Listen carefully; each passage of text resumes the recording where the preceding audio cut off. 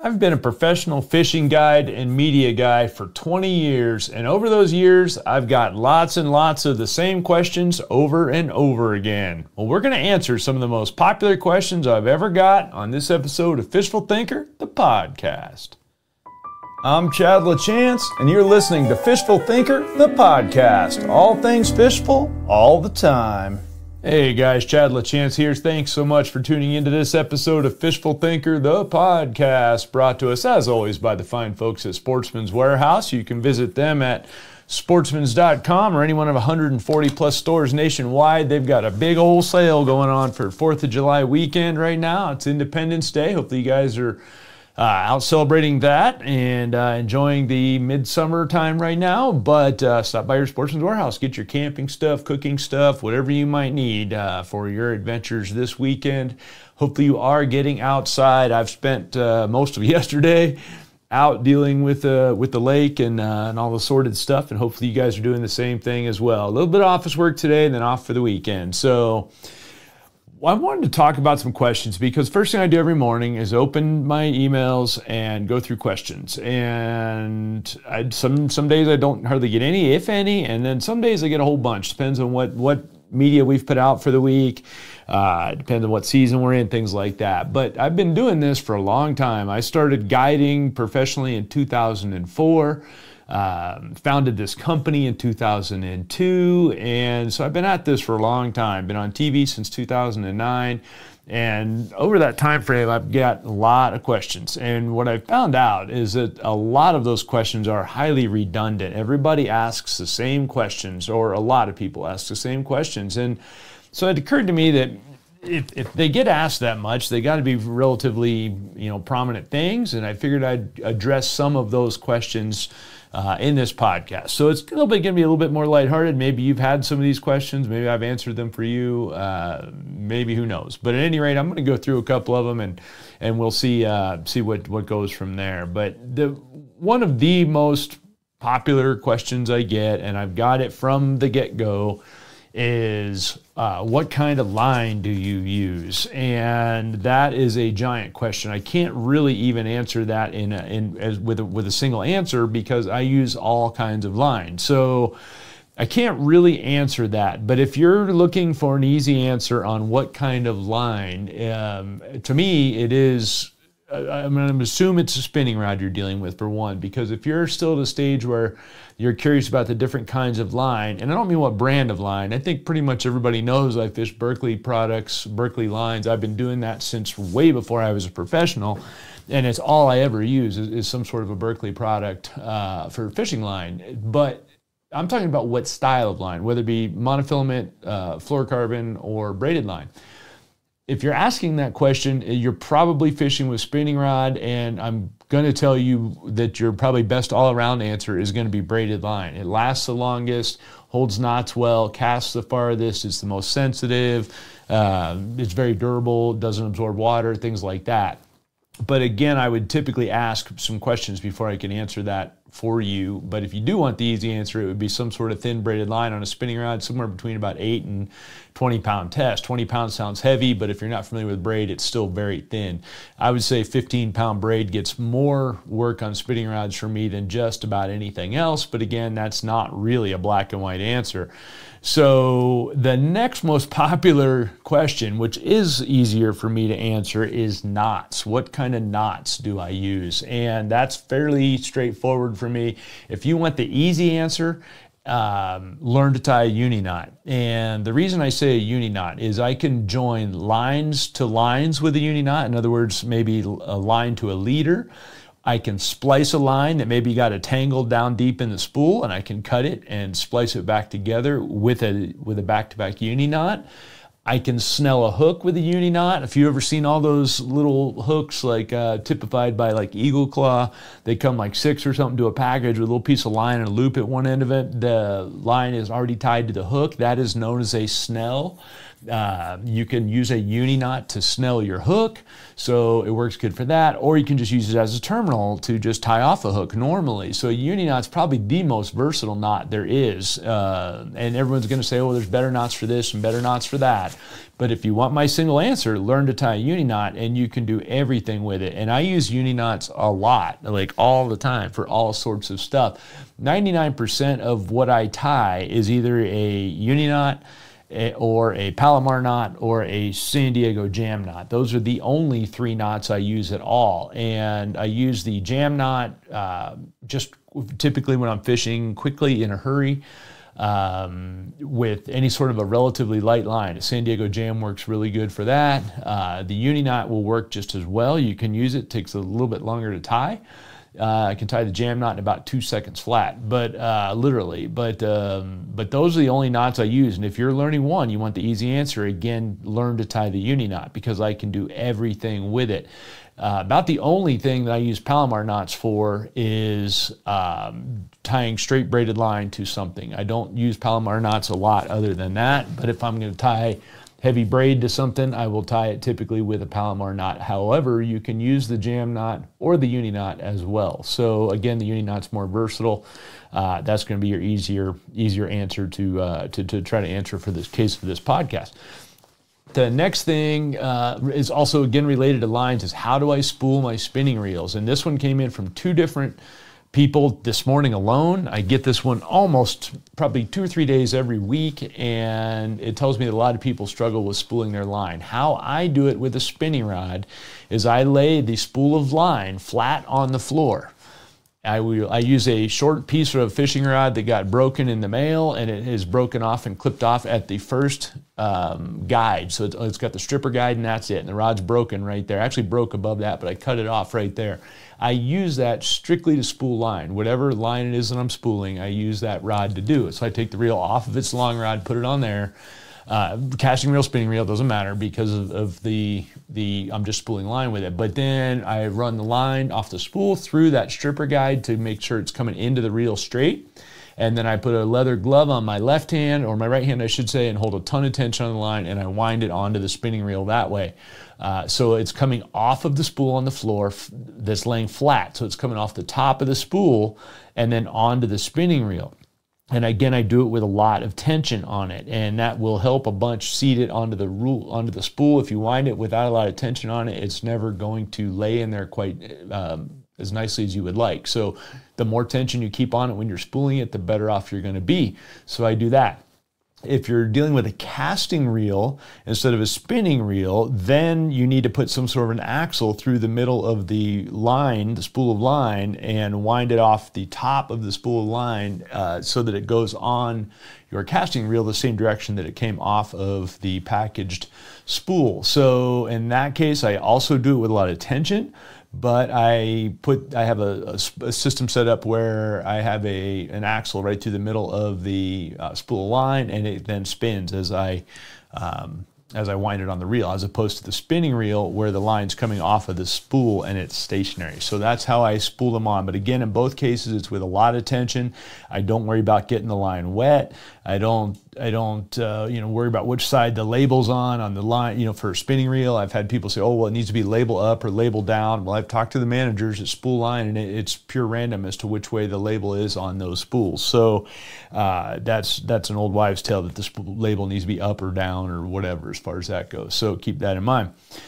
So moving on, that's a lot about lines, but I get a lot of questions about lines. The next most common question, and I get this one all the time, and I'm kind of going to lump this one all together, and that is, what's the best lure for bass? What's the best lure for trout? What's the best lure for whatever?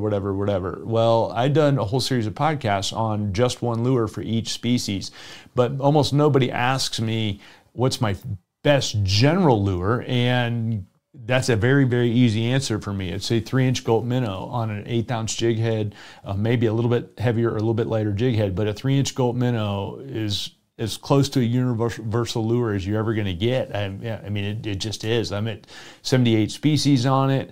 It's a ridiculously versatile lure. So that's an easy one for me. If I got one lure to fish forever, that's it. It's a 3-inch gulp minnow on a jig head, and it doesn't matter what species it is. I've caught everything from tarpon and groupers to trout and panfish and everything in between on it. So that's a very, very important lure for me all the way around.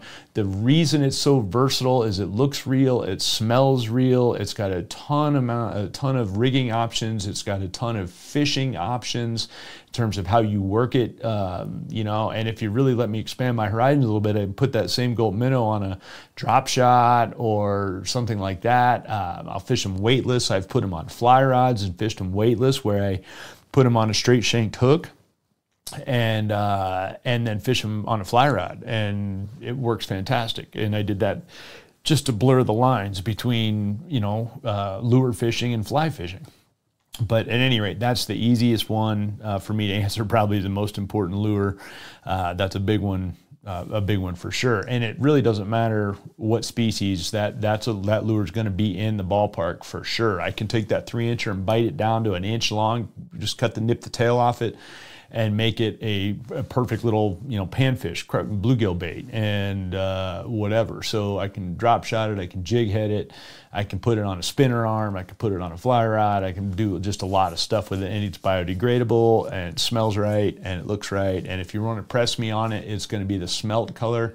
That was the original color in the gulp minnow, for the record, and it's still to this day my favorite color. I will use the chartreuse and whites. I'll use actually quite a few of the colors. Watermelon pearl, another really good one, but I use a lot of the translucent ones they came out with more recently as well, particularly in Clearwater. But again, if I'm picking one, it's a 3-inch gulp minnow in smelt, and that's as close to a universal lure as you're going to get. So that's a big one. Another one I get commonly, and this one is more localized to where I live, but it's, what's your favorite lake in Colorado? And I think I get this one because for years we were partners with Colorado Parks and Wildlife, and they basically tasked us with going all around the state and fishing all the different places that they have fishable properties. So that at the time, that was 42 state parks and 300 and some state wildlife areas, and of those state parks, like 37 of them have fishing in them, or 38 of them, and like 200 of the state wildlife areas, or 150 of the state wildlife areas have fishing as well. And I haven't been to all the state wildlife areas by any stretch, but I've been to a bunch of them, and I've been to most of the state parks, all of them that have fishing. And my favorite lake in Colorado, if I just got to pick one, it's not the one I fish the most, but it's one that I thoroughly enjoy fishing, is probably going to be Pueblo. And the reason I like Pueblo is it's got a mix of 3 species of bass in it. You got spotted bass, smallmouth bass, largemouth bass, also got good crappies, has reasonable numbers of catfish, including channel or flathead cats, which is kind of cool. Wipers in there as well. I've filmed a bunch of TV shows there over the years. I've won tournaments there over the years. Admittedly, I've not been to Pueblo now in several years, but it's only because of the drive. That's the only reason. I live in northern Colorado. Pueblo's in southern Colorado.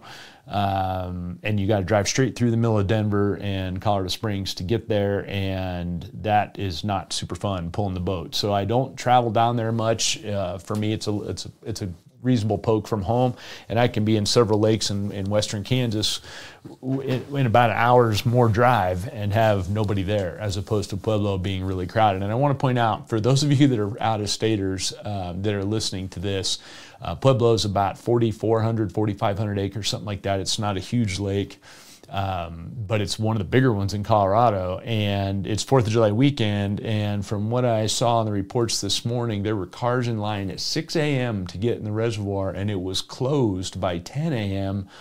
on a Friday before the weekend, because it was at capacity. That's how popular that fishery is. And for the record, my home lake also closed this morning, over full. Boyd Lake, another one here in Colorado. So for you guys that might be listening from out of state, count your lucky stars that you have more water than we do here, because all of our local lakes will be at full capacity all weekend long this weekend, because there's simply no parking, no facilities for all the people that are piled in there. So that's big part of the reason why I don't drive to Pueblo more, because if I drive an extra hour and go to Kansas or go to somewhere in Wyoming, I don't have near the issues of the volume of people there. So that's the deal. To answer back to the question though, the thing about Pueblo is it's warmer, it's got the Arkansas River running in it, so it's a more traditional reservoir. A lot of people think that my home lake, which is Horsetooth Reservoir, would be my favorite. It's certainly one of the prettiest lakes in Colorado. It's a beautiful place, my home lake, but it is not the best fishing lake by any stretch, and it's a very unique lake in that there's no river that runs into it. It's filled by a pipe, and so there was no watershed here. There's no river channels or anything like that. They plugged a hole in the mountain and filled that hole up with water, and that's what you deal with here for my home lake. So it's not a normal reservoir in that regard. For the record, my second favorite lake in Colorado is probably Navajo Reservoir, only part of which is in Colorado, parts in New Mexico as well. Beautiful lake down there as well, a long ways to get to, fantastic fishing lake. And the beauty of that place, it's also got big pike in it, so you can target them as well. In fact, we filmed a TV show down there in February, which you can't fish most of the other Colorado lakes well in February. We filmed an open water pike show down there in February and caught them pretty good, considering it's the middle of winter in Colorado, in a boat, and we caught a bunch of pike throwing jerk baits for them. So anyway, that's my favorite lake. If I don't get this as much, but as far as rivers go, I have a soft spot for the Colorado River. I fished it from one end to the other, literally from the headwaters up in Rocky Mountain National Park all the way down to where it leaves the state, heading into Utah. And it's just a great fishery all the way around. It's unique. Different parts of it are completely different than other parts of it, and so that's my favorite river, to give you a short answer there. But that's a common one there. And then another one that I get, which is kind of I hesitate to even put this one in here, but I'm gonna, because a lot of people ask this one. Typically it's aspiring, well, obviously it's aspiring anglers, but a lot of them are young. And the question is, how do I get sponsored? Well, I'm gonna address that one. Even though it's not one that I particularly like, because typically people that are asking that don't understand the scenario in the first place, and you almost need to step back and look at it, because getting sponsored is not a one-way thing. And that's what I think the misconception is. Even a kid that lives in my neighborhood has asked me about, well, I can't wait till I get sponsored, like it's some grandiose thing that's going to happen to him, and it's going to signify a turning point in his day or his fishing. Well, here's the thing. It's a partnership. It is not something that happens to you. It is something that is a partnership that you form with somebody else that has to be mutually beneficial. It's not that a lure company is going to see you and go, oh, hey, we need this guy to be wearing our stuff and blah, blah, blah. It's not how it goes. It's a partnership. You have to show them that you can return some value to them, and then maybe they will help you out with some things. So it's not about, I won 5 tournaments at my local level and now I should be sponsored. It's not like that. Nobody cares how many tournaments you won, even at the pro level. At the end of the day, what they care about is how much exposure you have. And these days the game has changed a lot, so much so that I hesitate to even bring this question up, because I'm an old guy. I'm in my 50s at this point. So when I started getting sponsors, and I don't even like that term because it applies a unilateral relationship, and it's really not. It's a partnership. I don't call the companies I work with sponsors. They are promotional partners, because and just for the record, when people see the term pro staff, it's not professional staff, it's promotional staff. And that's the part you have to keep track of, is how many people are going to learn of their product by seeing you, and potentially not just learn of it, but learn something about it that's going to make them want it. The days of just be like Mike, and the old marketing days of the old Nike ads, no, it's not like that anymore. We've got to give somebody a reason to make a purchase, and that's not something that's that easy to do these days. So how do I get sponsored, as far as the question, to give you a better answer, is you demonstrate to whatever marketing team that you're reaching out to that you can get their brand effectively in front of other people. So in my mind, I'm still losing out on the social media side of things significantly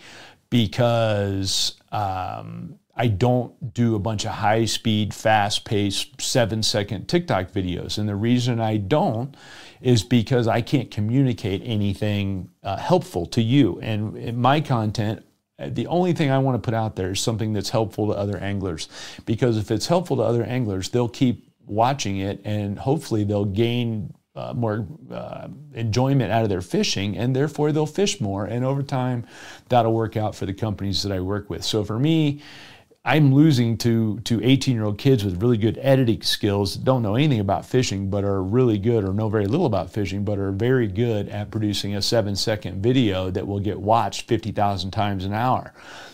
But that video doesn't communicate anything that helps anybody fish. And so that's why I don't do it. But I understand the game is these days. So for you to get sponsored, again, I'm going in circles around this question here, it means you have to demonstrate to some marketing manager somewhere that not only will you get clicks, you will get people to see their logo, but in my mind, it still needs to be somehow informational or helpful, beneficial to the people that are watching it. So you have to be able to affect sales. So if a company gives you $100 in product, you have to sell $200 in product for them to break even on you, right? And so that's what it comes down to, is you have to show a return on investment. And so just saying I have a Facebook page and it has 10,000 followers, that's great, but really that's not going to help. You really need to put together an overall resume of what your engagement numbers are and all of that stuff. It's not just about how many followers you have. It's how much engagement you have, your average watch time. You know, in my mind, just the thing that started this whole podcast today was just answering emails to people, questions, things like that, making yourself accessible.